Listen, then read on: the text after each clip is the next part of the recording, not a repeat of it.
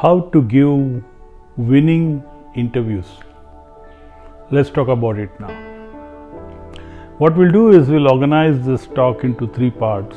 One is before the interview, one is during the interview, and one is after the interview. Okay, so let's look at what we need to do before we go for an interview. The number one thing to do is you must do research. What do you research? Now, research on the company that you are going to give the interview to. Okay, so you should know everything about the company, their business quite well. And where will you find all this? You will find it on their website. Go through that. This is what they want all of you to know. And be very clear on what is their business. How are they serving their customers? B, understand the role that you are applying for. And again, you can go to the website and find quite a bit on the role. Alternatively, you can also talk to people you know who work in that organization and understand what this role is. Okay, others, you could have friends or friends of friends. You could reach out to people through LinkedIn who are connections of some people you know.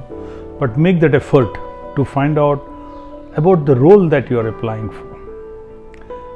And C, if you can find out who are the interviewers, please research on them too.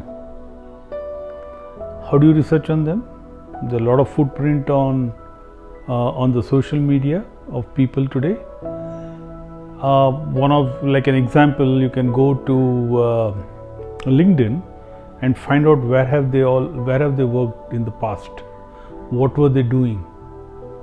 You can find a little bit of their interests in different other social media like Facebook or other places and understand what do they like. This helps you in preparing for the interview well, because if it's somebody whose background has been a lot of hardcore sales, he is probably more interested in numbers than just words. So you go prepared within your past some experiences where what are the numbers, what did you achieve in that year, that quarter, whatever. So very important, research the interviewer. So it's not always that you'll know who's interviewing, but if you find out, because sometimes in the digital interviews they copy the interviewer and you, so you can find out, then do some research on that. The other thing most people miss out on is to prepare a list of questions that you want to ask them. Okay, so interview is a two-way street. Okay, you should also be interested, right? So there are questions that you should go prepared with. Even if you don't have questions to ask, please prepare a few questions and ask. It makes a good impression. It makes the interviewer feel that you are thinking, you have gone through the website, you have some questions that you want to ask, so you are prepared and not casual. Okay, very important. Now let's look at what's to be done during the interview. Okay, just before you get in, you must, and I don't know where to place it in before or during, but grooming is absolutely important. Okay, and I can tell you from experience, I have seen people come in who very unkempt beard or not taken care of, hair, all. It gives an impression that you haven't taken this meeting very seriously. Okay, or the way you dress. Okay, so one is groom yourself well.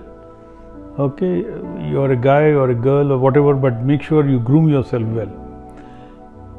Dress, use neutral colors, formal clothes. If you are a man, then black trousers, white shirt, black jacket. If you don't wear a jacket, then it's okay. But idea is use colors which don't distract from you. Okay, so if you're wearing colorful or flowery stuff, it will distract attention from you. In that meeting, you want them to pay 100% attention to you. Okay, so wear sober formal clothes. Yeah, very important. Don't take that casually.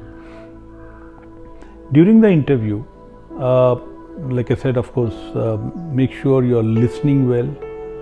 Don't interrupt. Don't be in a hurry to answer before they have completed the question. Don't have to be tense or nervous. It's a place where you both are assessing each other. Okay, and when asked, talk about your wins, your success in the past. But if you get an opportunity, also talk about some of your failures. And what did you learn from that, and how did you change based on those experiences? It leaves a very strong impression on people. Okay, so it would be good to bring that in. Remember, in that interview, and they called to talk to you not because they want to find out about your qualifications or your experiences. All that they can find it on your resume. And writing good resumes, I had spoken in an earlier video. I got the link below. But so you don't have to repeat that. They already read it, they know about it, and that's why they called you. In that interview, what they're looking at is something which the resume probably doesn't say, which is your attitude, your ability to work with teams, with people who probably don't report to you, or they don't, you don't report to them. In today's matrix world, you have to work with a lot of people who don't have no reporting relation with each other, but to get the work done, you have to be able to work with all of them. So that's a skill which is topmost today. So flexibility, team working, people, and with people I don't mean people managers. Even if you are an individual contributor, how do you work with people? Okay, ability to work hard, honesty. These are the things which people are looking at in the interviews. They already know your experience. Okay, they know your qualification. They know, So they are talking to you to judge these things. So be aware of that. So when you do your preparation, be aware that this is what they look. You don't have to go and read out the CV, the resume in front of them, what you did, which year, and all that. They read it.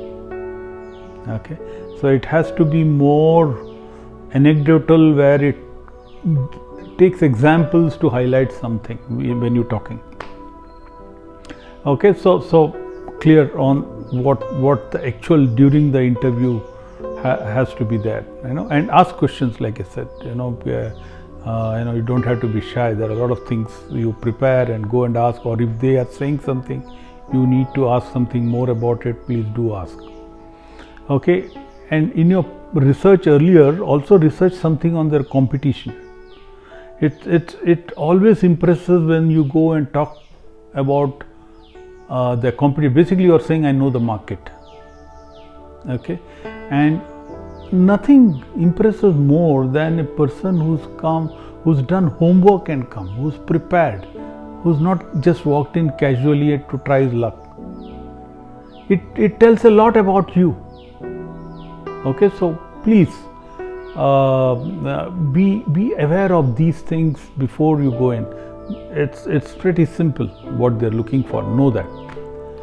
I have a couple of points for post the interview also. Okay, it's not always possible, but wherever you can, if you have the email IDs of the interviewers, after you go back, maybe it's a good idea to just send a short mail thanking them for taking the time to meet you. It does help. It sounds very professional. Not a long mail, no nothing else. Just thank you for the time taken. That's all. If there was some discussion about some of your past achievements or something, or some work which you've done, and if there is a link you can give him to refer to that discussion and say, that article that I had written, you can find more about this in my blog site or in this magazine's digital copy on the net. Please do attach that link in that mail which you're sending. Yeah. So bottom line, when you go for an interview, they have called you because you meet some basic requirements. They called you because they want to look at things like I said earlier, your attitude, your cultural fit. Okay, so they're not going to ask you directly, so they're going to assess all that from the discussion. It's important you also assess the cultural fit, because once you join it, you should not feel out of place. So you need to ask all those questions which you think will help you assess the workplace. Okay, so be bold, don't be shy. Yeah, hope this insights help. Okay, let's talk again next weekend. Till then, be unstoppable. Bye.